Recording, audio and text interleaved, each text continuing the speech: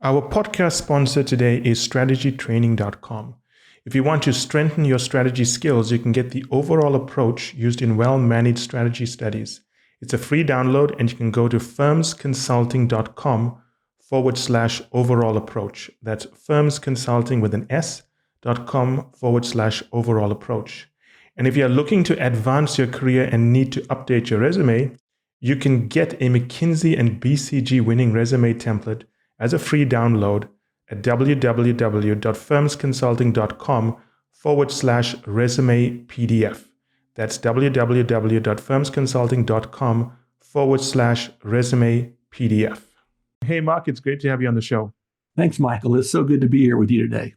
So we can discuss many things, but I think a good starting point is for you to talk our listeners and me through your very, very interesting and entertaining background.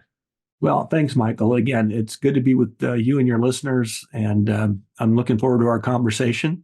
I'm Mark Mears, and right now, currently, I'm the founder and chief growth officer for Leaf Growth Ventures, where I inspire individuals, teams, and organizations to find purpose in fulfilling their true growth potential. And I consider myself a growth junkie, and I've had a chance to sit at the feet of some of the masters in my past, working for David Novak at Pizza Hut when we were owned by PepsiCo. Yes. Was also on the agency side at Leo Burnett, working on a big chunk of McDonald's business. Was at DDB and heading up the Frito-Lay business. Then on kind of the brand marketing side, I've been fortunate to become the head of sales and marketing for Universal Studios Hollywood, as well as the very first ever chief marketing officer for the Cheesecake Factory, and president of Mimi's Cafe, then a division of Bob Evans, a publicly traded, $500 million casual dining enterprise. Yes.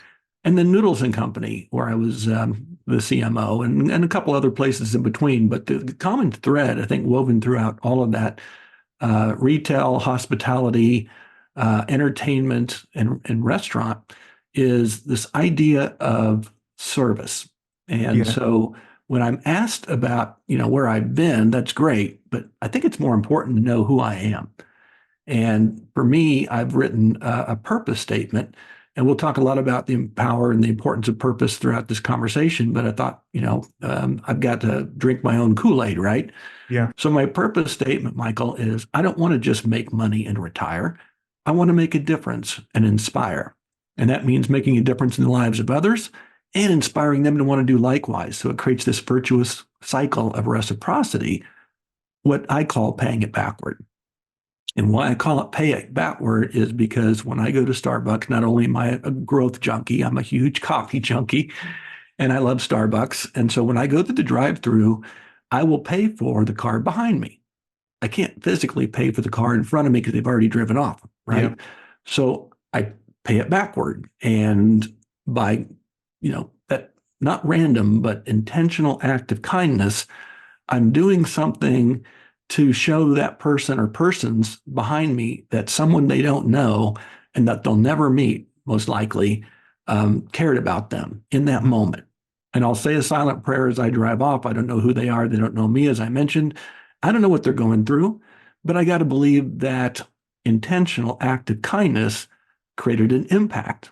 And there is something called the law of reciprocity, where if someone does something nice or good to you, you feel a deep-seated urge to do something nice or good for somebody else, and oftentimes in greater measure. And so what that does is it creates a ripple effect. You don't think that person or persons in that car aren't going to talk about it, have a smile on their face. You don't think that barista or Starbucks team member in the window isn't going to tell their people about it. And I believe, and it oftentimes I'm told it happens, that they'll pay for the car behind them and so on and so forth. And so that really kind of factors into who I am. And what I'm trying to be is moving beyond leader to legacy builder. And not the kind of legacy you leave when you're dead and buried, but a living legacy builder. All I know, Michael, is you're in LA, I'm in Kansas City, you have listeners all over the world, and I'm sure it's every makeup from male, female, gender, sexual orientation or preference, religion, race, creed, color, But I know one thing, and regardless of what time zone you're in, we all still have 24 hours in a day. And to me, what's important is how you use that 24 hours. And what's most important is to how you positively impact the lives of others within the time that you have while you're awake. And so that's what I try to do in my life. That's what I'm doing with my business, and how I've taken all of the lessons that I've learned throughout my career, the experiences, which we'll talk about, but also observations of those whom I admire, along with a curation of research to substantiate and add credibility to my thesis, and some subject matter experts that can go deeper and who are more learned in their subject than I can possibly be. So this book that I've created that is the foundation for speaking and consulting, and I'm working on an e-learning platform, is all wrapped around purposeful growth and helping people grow from maybe just being a good leader to being a living legacy builder. So looking at your background, right? Very interesting. You worked at PepsiCo, Pizza Hut, McDonald's, Frito-Lay, the Cheesecake Factory. So I know you like feeding people. Yes, Now, based on that recent story, I can see you like getting people to hooked up on caffeine at Starbucks as well. absolutely. So what is the strategy behind being nice to people or paying it backwards? What's the strategy? How do you see this playing out for you, and why? Yeah. Well, I've had during my career, the experience of having some pretty, I'm trying to be careful with my words, but let's just say lousy bosses. And I use the word boss in this sense, because normally I prefer the word leader, but you have to earn the title of leader. It's not just the level or title on your business card. It's how you show up every day for your team. And I believe words matter. And so I look at words like employee or worker, or God forbid, W-2, or, full-time equivalent, FTE. And I say, Yeah. that's like treating people as an employee ID number, someone who's just working for a paycheck. But I believe that we're all human beings and we need to feel comfortable bringing our whole self into the workplace. We are our whole self, whether we're allowed to or not, we still have feelings.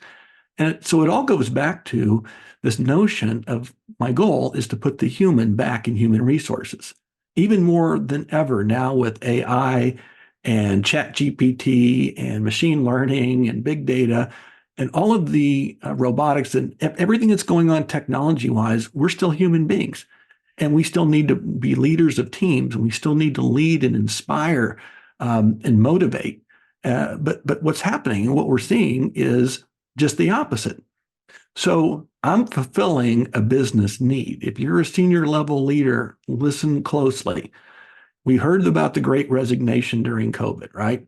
Well, the Sloan School of Management, and I emphasize that word management because that'll mean something to you here in a minute, at MIT did a survey of 34 million people who'd left the workforce during COVID and asked them a simple question: why? And Michael, the number one answer by over 10 times more than the second most given answer was toxic work environment. Compensation didn't come up until number 16 on the list. Yeah. It's as if people said, I'm mad as hell and I'm not going to take it anymore. Life's too short. It's as if COVID gave us all a bit of a timeout to reflect deeply on not only what, but who matters most in our lives. And upon that reflection, we said, I don't want to live to work. Life's too short. We don't know. We were all sheltered in place. We were maybe sick ourselves, or maybe a family member was hospitalized, or God forbid, someone we know or love died as a result of it. It gave us that kind of wake-up call we needed to really understand, what am I here for, and how does it translate into my purpose, and how does my purpose translate into my work?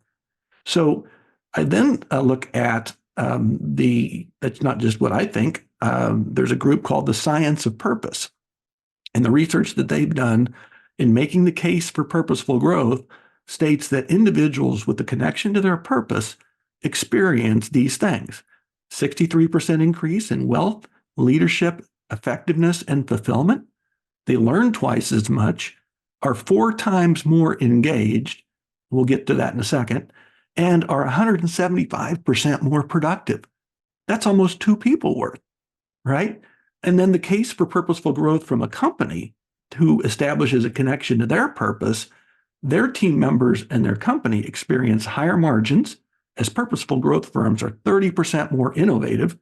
73% of their customers will switch to higher purpose brands and pay more. They have higher levels of retention and tenure, which is important in this day of quiet quitting and great resignation, which I call great repurposing, and 54% more fulfilling work relationships. Purpose matters. So the flip side of that is lack of purpose. So when Gallup does their State of the Global Workplace study, last year's results suggested we're at almost historic low levels of engagement. And the common denominator why their areas of engagement are declining most from pre-pandemic levels are really kind of humanistic. Clarity of expectations, connection to the mission or purpose of the company, opportunities to learn and grow, opportunities to do what employees do best, and get this one, feeling cared about at work. Now, it doesn't cost anyone 1 more cent or $1 more to the labor line, which we know most companies, labor is the number one line item on their P&L.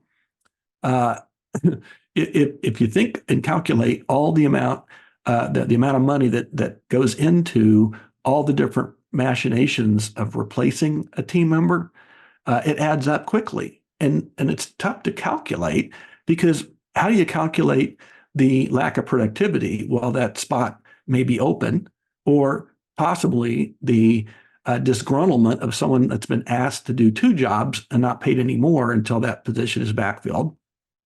It's real money. But more than that, it's lost profitability through lack of productivity, even with everybody staying in their seat, right? So the thing that I've come up with is a model for how to get after this lack of engagement. And it's saying, to put the human back in human resources, all we need is love. And that sounds very airy-fairy cotton candy. So let me break it down for you. It's an acronym that stands for listen, observe, value, and empower. So imagine you're a leader with a team member and you're having more frequent interactions with them. It's even more important in this hybrid work environment or remote work environment than it used to be when we were all working in an office face-to-face together. So checking in with them and listening to what they're saying, but also listening to what they're not saying.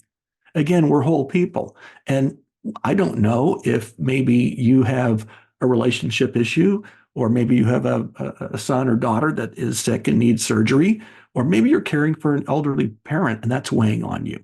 Any number of things might impact your work productivity and your work experience. And so I want to know that about you because I want to build this sense of trust and rapport. And then the second is observe.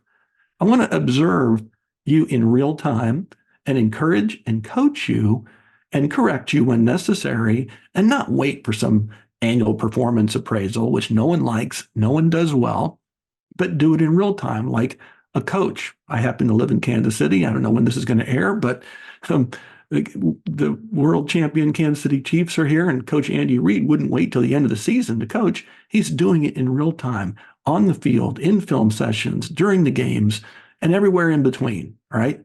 And so by giving that feedback to your team member in real time and observing them is going to help them feel the next thing, valued. And value is really important, obviously, because, hey, we all need to feel seen and heard, and that's where listen and observe come in. But we all need to feel valued, like we matter, like we're not just an employee ID number. We are playing a valuable role for the success of the team. And that's why I use the word team member versus employee also. Those of us who grew up playing sports at any age know the power of being a team member and being a teammate. There's a sense of duty. There's a sense of responsibility, but there's also a sense of satisfaction in working well in a team environment.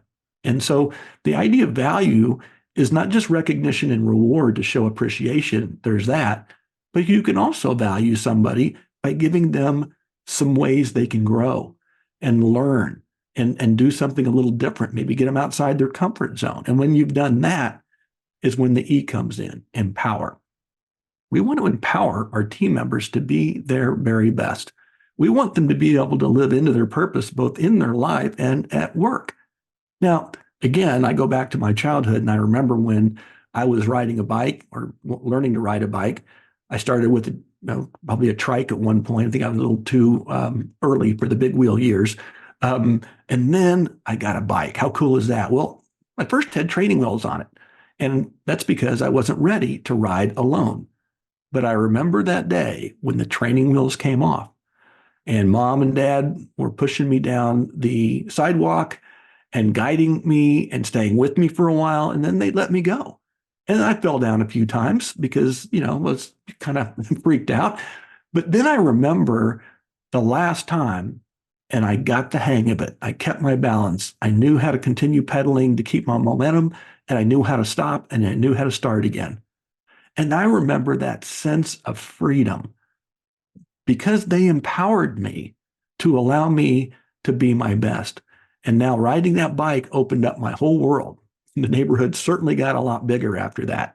So if we can listen to our team members, what they're saying and not saying, observe and coach and encourage in real time, value the whole person, and then empower them to be their very best. That to me is what moves you from being a manager to a leader. And then being a leader, so a leader is defined as someone that someone wants to follow, right? Take it a step further. Remember that pay it backward exercise. And now you're creating a legacy. You're going to be a legacy builder because if you are a leader someone wants to follow and you're really good at that, they're likely going to want to emulate you. And then they're going to do likewise with their team. And it will create multiple ripple effects that will improve the level of leadership within the organization, improve the quality of the work experience, most likely improve the quality of the work itself. And then certainly from that purpose comes the profitability for the enterprise across all four stakeholders, not just our team members, our customers, our business partners, everybody in the business ecosystem, and then our communities. We can make them better as a result through our work in business. Purpose at work can also help our communities, not just in our immediate surroundings, but sometimes across the country and certainly sometimes across the world. So I want to tackle three things here, right? I'll go through them step by step based on what you've said. And what I'm going to do is I'm going to phrase it as questions to you. I'm not phrasing them as things that I think should happen or I want to happen. I'm trying to look at what is really going to happen in the workforce to see how this approach works. Does that make sense? Yes. Yes. So let's tackle three things here, right? Let's do with the first one, and then we'll move to the other two. I have a lot of clients who are senior people in many sectors, right? But I'll pick two in particular, automotive and tech. In both of those sectors, the clients I have are quite terrified about what's coming down the pipeline with electric vehicles, especially China, and what they've done during COVID. They've really moved far ahead of their Western peers, not just in China, but they're now entering Western markets. In the tech space, I've got clients who are very senior, and they are terrified of what not just AI is going to do to them, but the fact that they are not the ones leading the battle on AI. And if I look at the way their workforces are being managed, I mean, it's a situation where they're responding to pain, there's fear, and I'm not saying that what you're proposing is a luxury, but I think in some companies, it's very hard for them to respond in this way because they don't know what to do in some cases, and they are responding from a sense of fear. So my question here is, how realistic is it for leaders to do all of this? Well, it's a great question, Michael. And I certainly can understand that fear. But I also know, and I have a chapter in my book which says, get the FUD out. And FUD stands for fear, uncertainty, doubt, and delay. And in this case, it could be the fear of the unknown and the uncertainty that's caused by not knowing your path and leading it, as you mentioned. The doubt that maybe people can either learn new things or unlearn old habits that causes delay. And every minute, every hour, every day of delay is going to let your competitor pass you by. Or in this case, you mentioned the Chinese and what they're doing with electric vehicles, right? And so we have to take purposeful action. And we have to be able to understand that, it's okay to admit, we don't know what we don't know. So let me go further upstream. I've talked about, leadership and this whole idea of being a legacy builder. Well, where are we coming from is the word you used, management. Notice I said earlier when I talked about the toxic work environment study that was done by the Sloan School of Management at MIT. Those of us who went to business school learned how to be managers. We managed people or performance. There was learning and accountability and numbers orientation. And all of that were designed to lead to results. That's very transactional. Okay. But that's fine. It's also foundational. And then we move to leader. We're now about goals and roles and ownership, but working together. And so if you think about the first model as a top-down command and control management model, now you're talking about a more inclusive, more collaborative leadership model that then moves into this kind of paying it backward legacy building model. So leadership now is about trust and it's more relational. But you don't throw away what we learned about being a good manager because you still need results. It's, you still build on that and then you move from results to trust and then you move on into the sense of community or belonging, which is transformational. And that's the new model for this world of work. And I don't care if it's tech, if it's vehicles, if it's restaurants, hospitality, retail. Again, as long as we're, still human beings and we're not robots, we still have the same innate human needs that Maslow talked us about, right? And by listening and observing and valuing, empowering team members is not weakening yourself. It's actually strengthening yourself. And if you just want to look at it from a bottom line perspective, that's fine. Notice what I said in terms of calculating the cost of labor issues with retention and having to hire and train new people to replace the people that left because you couldn't change.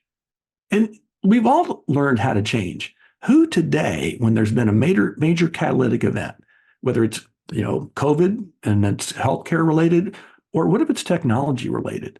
You know what happened when the iPhone came out? Where do you think Nokia is today? What do you think their stock's like? And it wasn't just that. What about Kodak? People started saying, I can take pictures from my phone. I don't need film. And so those people that delayed innovation, where are they now? So if you're a leader in one of these areas and you're fearful, you're going to have to get over your fear and take purposeful action to change your ways, retrain your senior leadership and your middle management, because here's the thing. Millennials don't want to be managed. Gen Z, and I have twin daughters who are 26 years old, I guarantee you their expectation of work is really different than it was in my day. But we put up with it. Today, there are people that are coming behind us who are not willing to put up with it. So it's either you look yourself in the mirror and say, I don't know what I don't know, but I better learn it because the future is here today. Whether it's an innovation in machinery or an innovation in pricing models or an innovation in customer satisfaction techniques, whatever it is, now it's about innovating with people, not management, but people leadership. Very good. It brings me to my second question. I had some thoughts based on what you said here. So I have a style similar to what you are advocating, where I want to know what's happening in people's lives, give them purpose, and so on. But the majority of people with whom I work, interact with, or advise, they would struggle to do these things because they don't know how to do it. And now you've said they should do it. This is the point I want to get to is, I understand they should do it, but what is the likelihood of them being able to do it? That's the point I want to get to, because I advise my clients to do certain things, right? Yes. I'm the kind of person who knows what's happening in people's lives. And because of that, people like working with me and so on, because I temper what I'm doing based on what's happening, not just in the office, but what I know they're going to go home to face. Right. But no matter how many times I tell clients they should do this, I know 95% of them are not going to do it. So are we advocating for something here that is not realistic? Not as distinguished from it's the right thing to do, but just Yeah. people are going to struggle to do it. It's slightly linked to that, whereby are we asking too much of leaders? Because at a Yeah. certain point, it sounds as if they're being a little bit like therapists as well. I mean, is that the No. role we want them to take? Yeah, no, first of all, I appreciate the question, and I always want to be realistic. I'm a very visionary, optimistic person, but I'm also a realist. I've had to manage, the P&L of a $500 million Mhm. enterprise. I've had to manage the marketing budget for a $3 billion enterprise. And Yeah. so I get all that. And do not mistake what I'm talking about as weakness or as, again, namby-pamby, steel-hugging, tree loving, environmentalist. I'm sending a warning shot over the bow that says if you don't do these things, you're not going to like what your future holds. And to say, is it realistic? I think it is, as we're adaptable human beings. But let me emphasize that word human beings. Whatever I'm advocating is not something you don't already know how to do with your friends, with your neighbors, with your family, unless you're a recluse or just a major introvert, you probably wouldn't be in a leadership position anyway. All right. So those who are good managers often get promoted to become leaders of teams, right? And I've always found that if you're a good doer, you get promoted, but then you become a leader. And a lot of people aren't taught how to lead. Like I said, when we went to business Yeah. school, we learned how to manage. It's all about books on management, manage this, manage that. But being able to now be more human is actually post-COVID, it's welcomed. I think we saw, again, in our own mortality, the sense of human connectedness. This wasn't a Chinese, thing. It was not just an American thing. It was not just a European thing. It was a global thing. And we all went through it together. And in some cases still are with our recovery, right?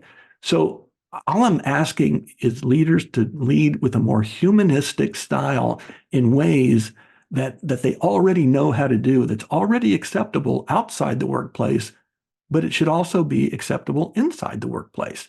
The whole command and control management style is being attributed to a lot of researchers as coming from World War II. And the GIs came back, and that's how they were trained, and that's how they felt they were effective.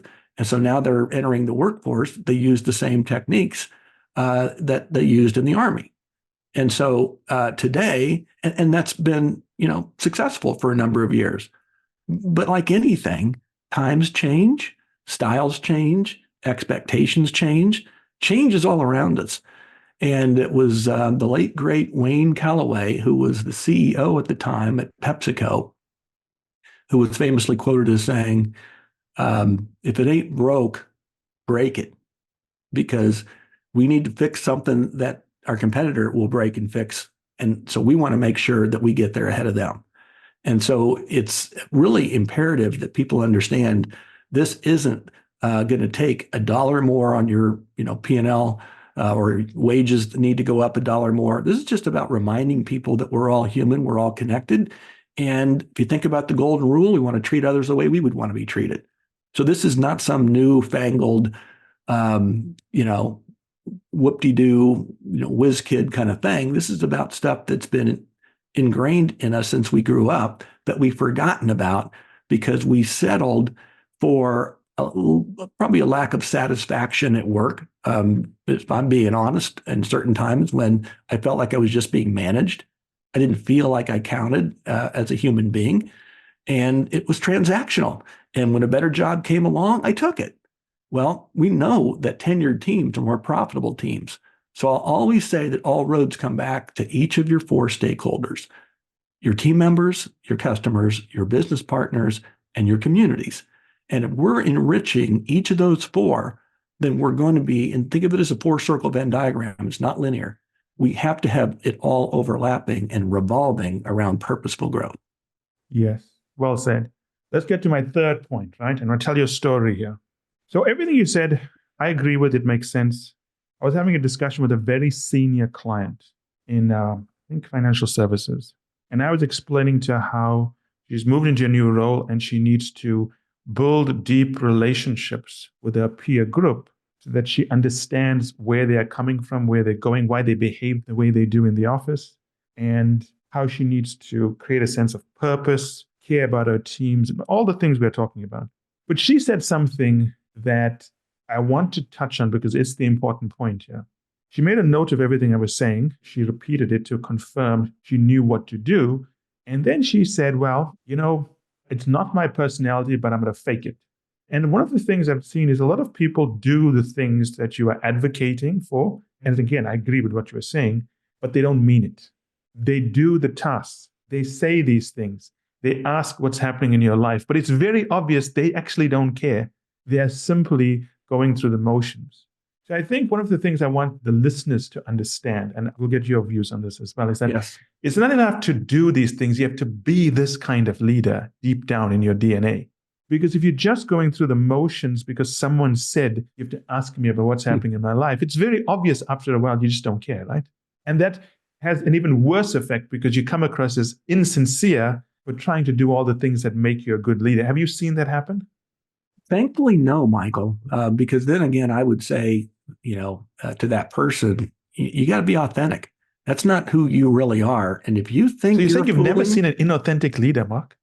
not someone to say what you just said, which is, I'm going to fake it. I've never heard say, I'm going to fake being someone else. And maybe they were doing it, but I've never heard someone say it. Okay. But you've seen people do this. Yeah. Oh, yes, for sure. And what I'm going to get at is if they think they're fooling anyone, they're not.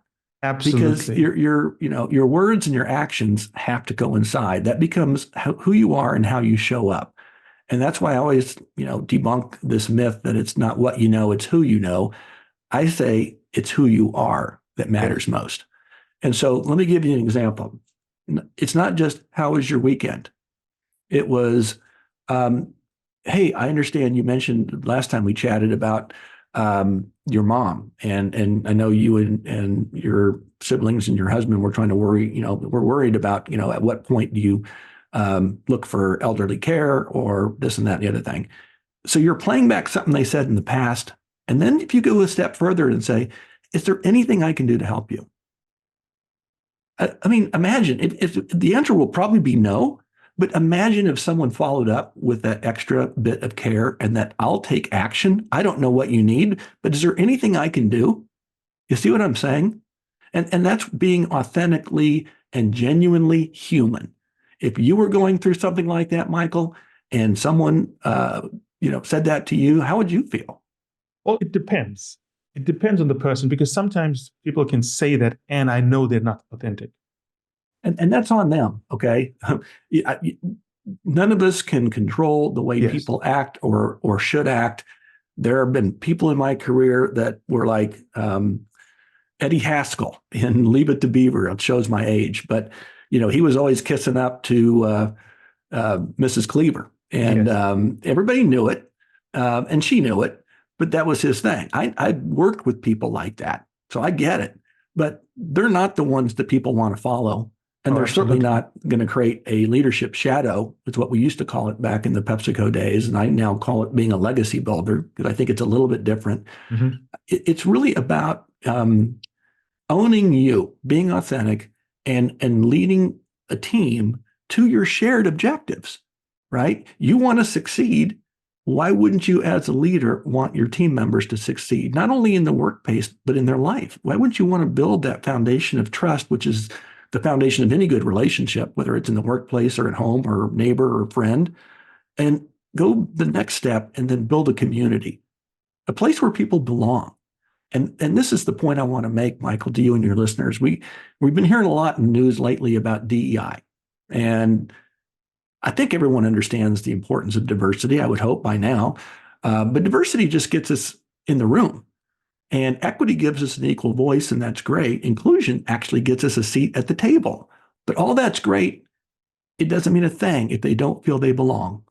So belonging is important because if you don't feel you belong, you're going to not probably likely be vulnerable enough to give of your very best. You don't want to rock the boat. Probably took you a long time to get in that room, to get in that seat, to have at least that equal voice if you choose to use it.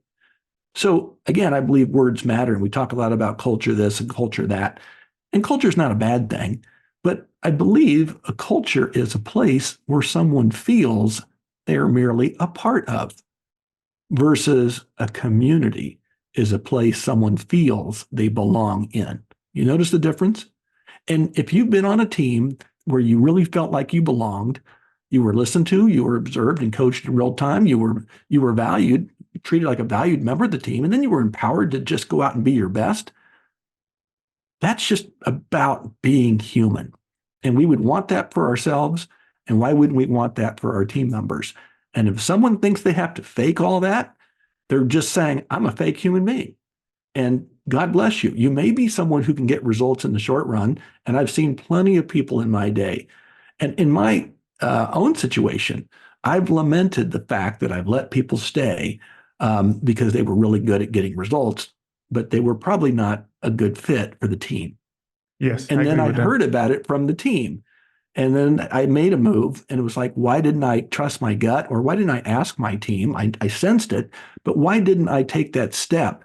Because so many of us are fearful. We don't want the rainmaker to leave. Well, guess what happens? It's usually addition by subtraction.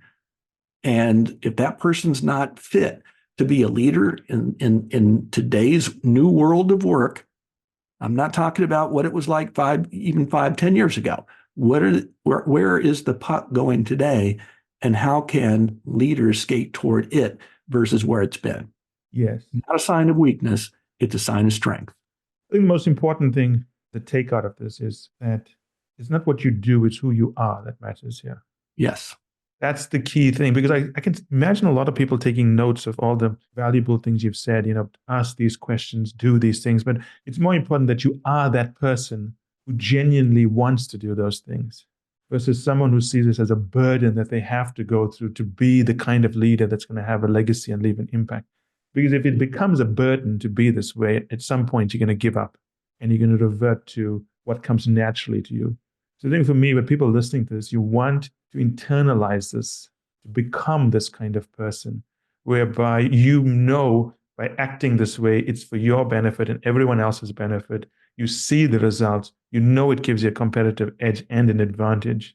But unless you become that person who's just going to become a fad you're going to follow, and it's not because the things don't work, it's if you try to embed them on top of a value system that does not align with this, it's obviously going to fail. So what I want the listeners to do is to think about the kind of leaders they are, as opposed to just saying, I'm going to try this on Monday. Because if you try it and it's not a part of your identity, it's not going to work, right? Absolutely. I think what you're saying is dead on. And I love that summation because I don't think it's going to be that hard, but it can be because we all love comfort, right?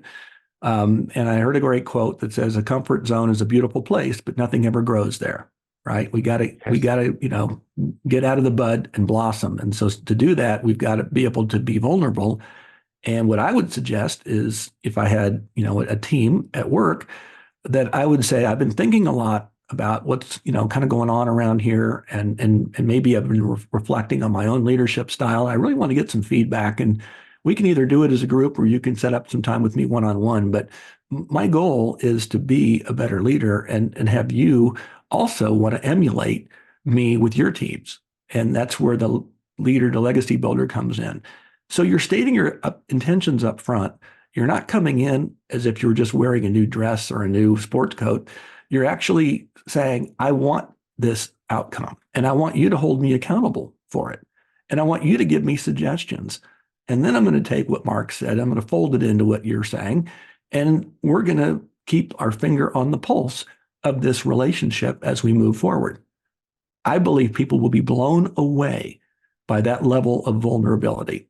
If you've ever read anything by Dr. Brene Brown, I'm telling you, it works.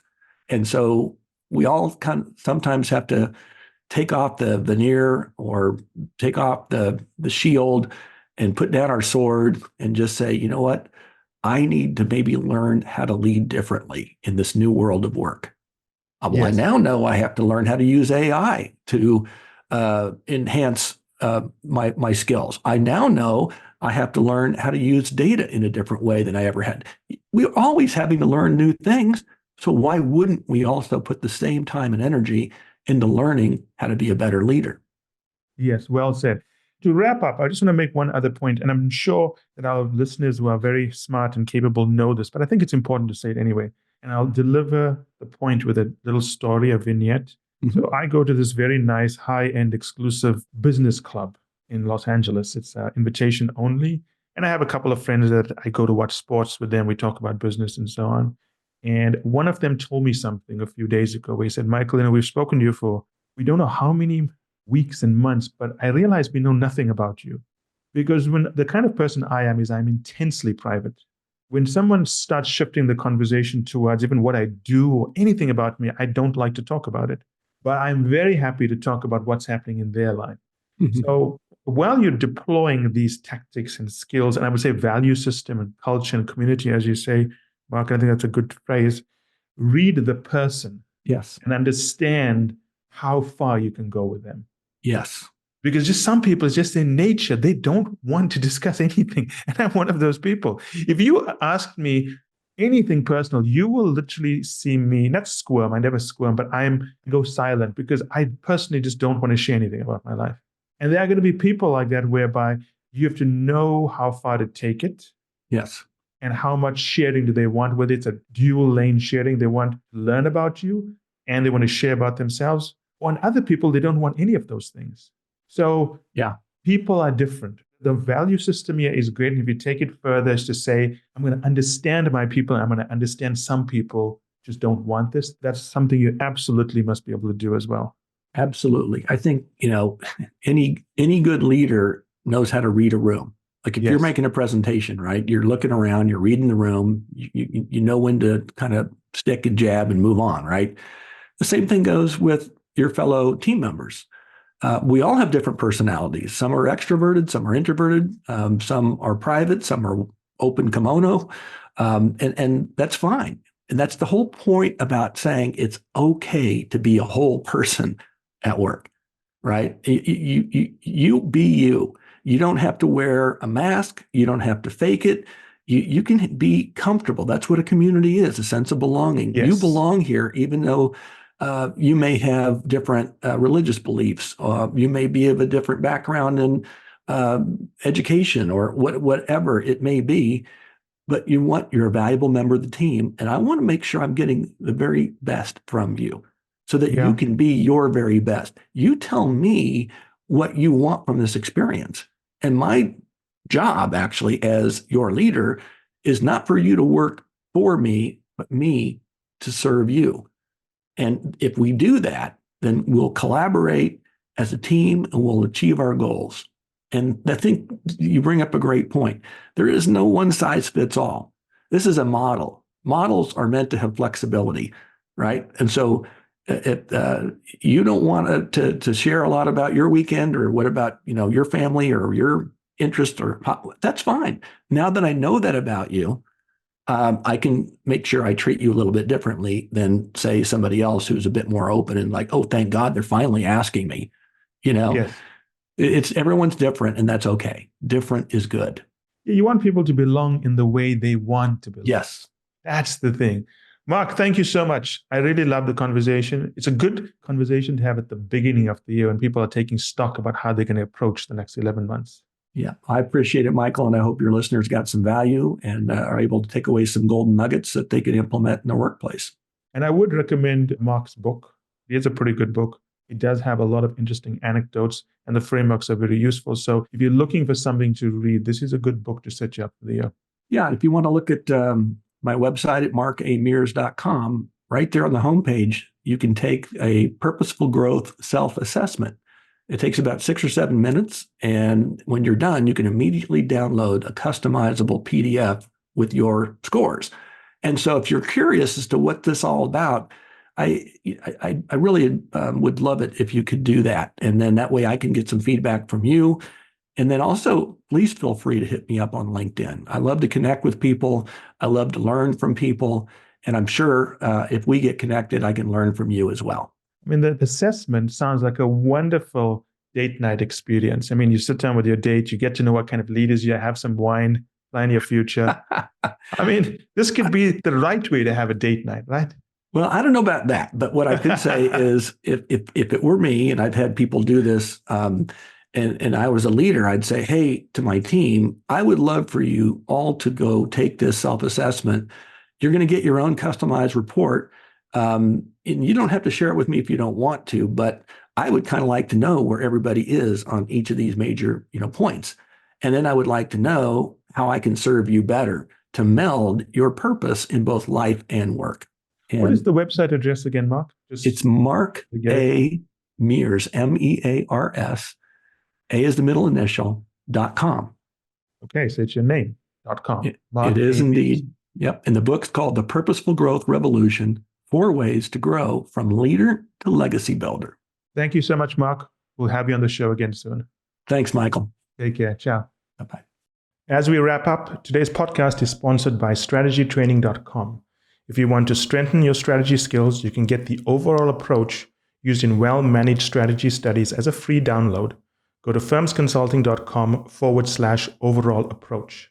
And if you're looking to advance your career and need to update your resume, you can get a McKinsey and BCG winning resume template example as a free download at www.firmsconsulting.com/resume PDF.